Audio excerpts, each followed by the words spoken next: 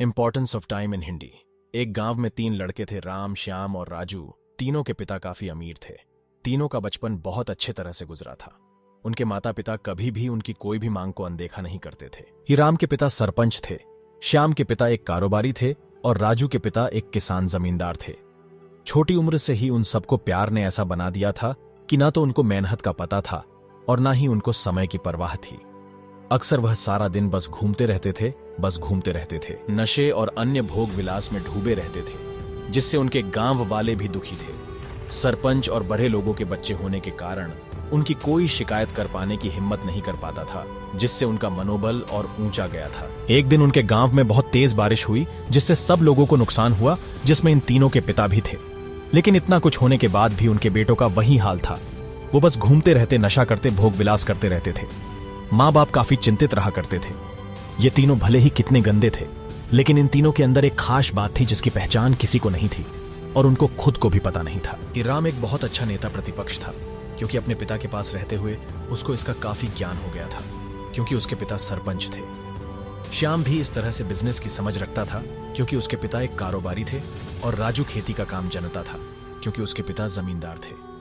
पर अपनी गलत कामों की वजह से उन सब ने अपने इन टैलेंट पर ध्यान ही नहीं दिया, जो कि उनकी सबसे बड़ी कमजोरी थी।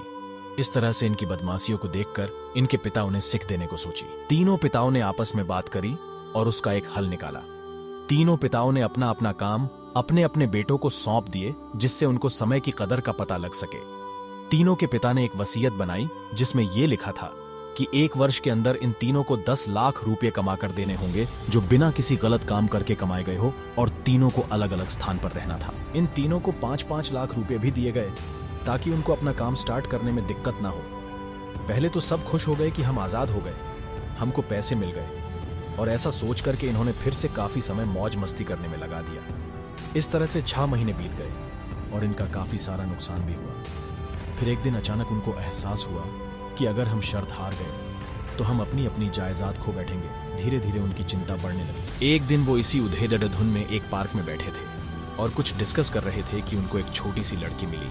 वो फूल बेच रही थी और साथ में पियराज भी रही थी। तीनों लोग उस लड़की के पास में गए। तभी राम ने लड़की से बोला, बेटी आपकी उम्र क्या है?